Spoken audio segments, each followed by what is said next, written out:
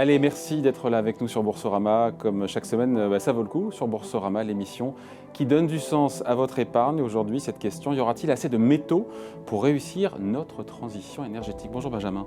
Bonjour David. Il faut le rappeler quand même, pour fabriquer des éoliennes, des panneaux solaires ou des batteries pour les voitures électriques, ça consomme, ça demande énormément de métaux. Oui, j'ai l'habitude de dire, pour résumer, on ne fabrique pas de l'énergie avec du vent ou avec du soleil. Il faut comprendre qu'il y a un transformateur entre les deux. Et aujourd'hui, il va falloir énormément avoir recours à ces énergies renouvelables pour décarboner nos économies. Et construire une éolienne, ça réclame beaucoup de métaux. Dans une éolienne, par exemple, pour l'alternateur, vous avez entre 950 kg et 5 tonnes de cuivre en fonction de la taille de l'éolienne.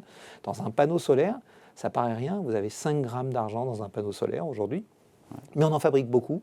Donc l'année dernière, l'industrie du solaire a représenté à elle seule 13% de la consommation mondiale d'argent.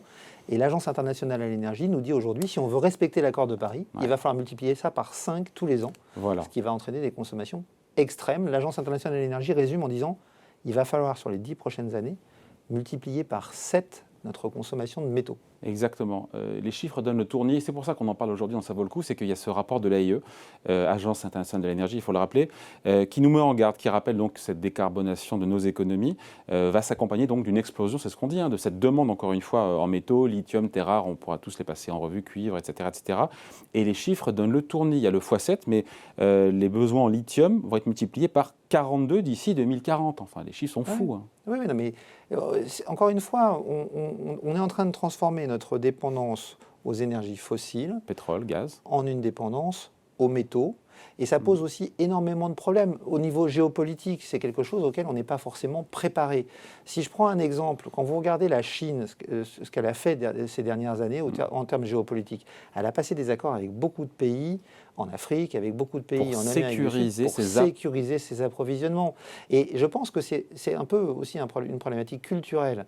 Si vous regardez aujourd'hui, 90% du gouvernement chinois est de formation ingénieur. Xi Jinping a un diplôme de géologue.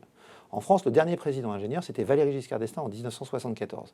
Et je pense que dans la façon d'aborder les problèmes, cette formation est importante. Et aujourd'hui, on a des gouvernements en Europe et dans les pays développés essentiellement technocrates. En France, ce sont des énarques, des juristes. Et vous n'abordez pas les problèmes de la même façon. Donc on a peut-être pris un peu de retard à ce niveau-là. Et c'est très important parce qu'on a construit notre diplomatie aujourd'hui autour des énergies fossiles. Et il va falloir déplacer le centre de notre diplomatie. Parce que ce ne sont pas les mêmes pays. Ce ne sont pas les pays du Golfe. Non. Puisque le pays du Golfe égale pétrole, évidemment. Tout à fait. Les gros pays producteurs, ça va être pour le cuivre, par exemple, les pays d'Amérique du Sud. Pareil pour l'argent. Le platine, qui est un métal indispensable pour l'hydrogène, c'est l'Afrique du Sud. Chili, Pérou et Chine, c'est 50% de la production de cuivre. Tout à fait. C'est quand même un truc de dingue. Le cobalt, à 60%, vient de République démocratique du Congo. En termes de géopolitique et de relations diplomatiques, il faut revoir le logiciel. Il faut tout revoir. Et puis, vous mentionnez la Chine. La Chine est également un pays très important parce qu'au-delà de sa production de métaux, elle s'est fait une spécialité du raffinage des métaux. Si vous prenez l'exemple du cobalt que vous mentionnez, 65% des réserves, c'est la République démocratique du Congo, oui, mais aujourd'hui, 70 à 75% du raffinage du cobalt est fait par la Chine.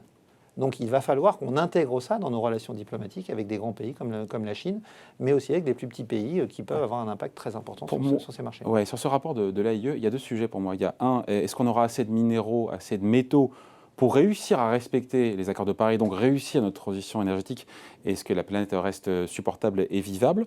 Donc il y a ça, et il y a l'autre côté, effectivement, cette concentration géographique des pays producteurs qui nous contraint à revoir notre diplomatie. Il y a deux sujets là. Tout à fait. On les distingue, et en même temps ils sont liés. Non, ils sont très liés, et l'Agence internationale à l'énergie en fait synthétise tout ça en disant qu'il va falloir légiférer d'une part, parce que il va falloir faire évoluer nos modèles de société, parce qu'il y a une troisième question que pose l'AIE dans ce rapport, c'est la question de l'acceptabilité sociale. Les changements qu'on nous demande sont absolument considérables. Dans ce rapport, il est stipulé par exemple qu'au niveau privé, au niveau des individus, il y aura des contraintes aussi. Il y aura des contraintes aussi. Typiquement, il prévoit qu'à partir de 2030, vous n'ayez plus le droit de chauffer votre maison à plus de 20 degrés l'hiver, de la refroidir à moins de 24 degrés l'été. Il est question, c'est écrit dans le rapport... De rouler à 100 km/h sur les routes. De rouler à 100 km/h sur les autoroutes. En 2030, il est aussi question de limiter la température de l'eau chaude dans les ballons d'eau chaude dans les maisons individuelles. Donc on va pour respecter les accords de Paris. Pour respecter l'accord de Paris qu'on s'est engagé à tenir. Cet accord, rappelons-le, vise à pouvoir limiter le réchauffement climatique à 1,5 degré en 2100. Waouh, pas sûr que ces contraintes sociales soient bien dans la tête des gens et qu'elles seront acceptées aussi. Il y a cette question effectivement de l'acceptabilité. C'est la vraie question parce qu'en fait, le gros problème qu'on a, c'est qu'aujourd'hui, on n'est pas passé aux énergies fossiles parce que c'était plus compliqué. On est passé aux énergies fossiles parce que c'était plus simple. Dans un litre de pétrole, vous avez autant d'énergie que dans les bras de 200 personnes qui font une longue journée de travail au champ. On n'est pas, je vous rappelle juste que les énergies renouvelables, on les connaît depuis très longtemps. On les a abandonnées pour passer au pétrole parce que c'était plus facile. Et moins cher. Et moins cher. Et moins cher. Si on veut refaire le changement et aller vers les énergies renouvelables, les technologies ont beaucoup progressé, donc c'est moins cher qu'avant. Ouais.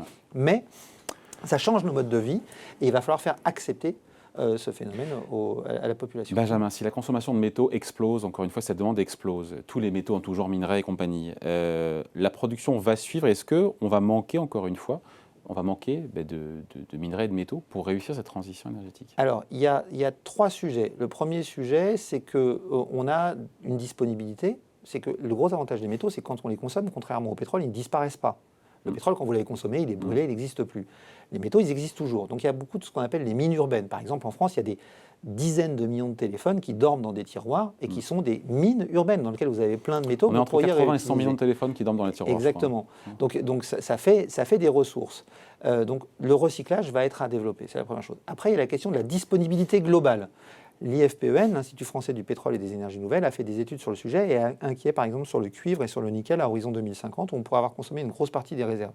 Mais après, la troisième question, vous la mentionniez, c'est la question de la disponibilité à court terme. C'est-à-dire qu'il y a la taille du réservoir, combien de métaux on dispose, mais aussi la taille du robinet, à quelle vitesse on est capable d'exploiter ces métaux. Et les producteurs, ils ont qu'à... Et là, on a un énorme problème. Il n'y a pas très longtemps, Richard Adkerson, le patron de Freeport-McMoRan, qui est une des plus grosses compagnies minières de cuivre dans le monde, disait: aujourd'hui, le prix du cuivre, c'est 4,50 $ la livre. Si demain matin, il passe à 10 $ la livre, s'il fait plus que doubler, il faudra quand même à ma compagnie 7 à 8 ans avant de pouvoir augmenter la quantité de cuivre que je livre à mes clients. Ce temps de latence, c'est hyper long, dis donc. Ça va être très long, surtout que je vous dis, l'AIE dit c'est x7 la consommation de métaux sur les 10 prochaines années. S'il faut 6 à 8 ans pour créer une nouvelle mine, il y a fort à parier que ça pourrait entraîner des contraintes. Il y avait un article dans The Economist le week-end dernier qui en parlait. C'est plus que des contraintes, là, c'est un goulet d'étranglement. C'est un vrai goulet d'étranglement, effectivement, qu'il va falloir... Et quelle est la solution? Parce qu'on comprend le message de l'AIE, on est là pour le relayer, encore une fois, sur ces besoins en métaux qui sont considérables. Et il dit qu'on s'y prépare mal. Alors, il y a plusieurs solutions. Creux. Oui, bien sûr. C'est l'alerte qu'essaye de donner l'AIE. La Banque mondiale avait fait un rapport sur le sujet aussi l'année dernière. Donc, c'est un sujet qui devient très prégnant, mais qui a encore du mal à se diffuser de façon générale au niveau des gouvernements. Les solutions, il y en a 2. Il y a la sobriété, c'est-à-dire apprendre à faire autant avec moins, arriver à diminuer la quantité de métaux. Et puis la deuxième, ça va être effectivement, on en parlait, le recyclage. Et puis il va sans doute aussi falloir essayer de redévelopper et de redynamiser l'exploration minière, tout en prenant en compte... On rouvre des mines en France? On y travaille. En Alsace, il y a eu une expérience récemment. Il y a une expérience où on a complété de la géothermie avec de la récupération de lithium. On a des réservoirs de minerais. Guillaume Pitron en parlait dans son livre qui a été publié il y a quelques années, qui s'intitulait « La guerre des métaux rares ». Il expliquait qu'une des solutions pourrait peut-être effectivement être de rouvrir des mines en Europe. On a un certain nombre de gisements, ils seront insuffisants, mais après, surtout si on veut assurer notre indépendance énergétique, il faudra avoir la capacité à développer le recyclage pour justement utiliser ces métaux dont on dispose sur notre territoire et qui sont aujourd'hui inexploités. On finit là-dessus, mais les Américains qui ouvrent la voie sur les terres rares, tout à fait. Pour le coup, alors je ne sais plus où c'est exactement, mais alors terres rares, d'ailleurs, ça porte mal son nom, enfin, elles ne sont pas si rares que ça. Son nom parce qu'elles sont ça pas vient rares, de Chine à 80%, et parce que ça pollue, c'est pour ça que ça s'est fini en Chine, l'extraction de ces... Dans les années 80, Renaud Poulenc raffinait 50% des terres rares mondiales en France. Et ils ont totalement abandonné cette activité qui aujourd'hui a été délocalisée en Chine parce que c'est polluant, donc on préférait faire ça loin de chez nous. Voilà. Mais les Américains, pour le coup, aujourd'hui... Ils sont obligés, c'est pour des raisons stratégiques. Ils se sont rendus compte que, par exemple, dans leurs avions de combat, ils avaient des aimants hyper puissants basés sur des terres rares qui leur étaient livrés par les Chinois et ils ne peuvent pas s'assurer qu'il n'y ait pas des mécanismes d'espionnage dans tout ça. Donc ils sont obligés, pour des questions de sécurité nationale, de redévelopper des mines chez eux pour exploiter ces terres rares. Voilà. Donc la transition énergétique, pour la réussir, il faut remplir beaucoup de conditions. Et il faut s'y préparer dès maintenant. Et on se dit que les Chinois, on finit là-dessus, les Chinois s'y préparent mieux que nous. Ça fait un moment qu'ils y pensent et qu'ils ont mis en place les réseaux nécessaires et commencé ce que j'appellerais la diplomatie des métaux. Voilà, dont on parlera de plus en plus dans les mois et surtout dans les années à venir. Merci beaucoup, Benjamin. Merci, David. Voilà, on se retrouve la semaine prochaine sur Boursorama pour un nouveau numéro de Ça vaut le coup.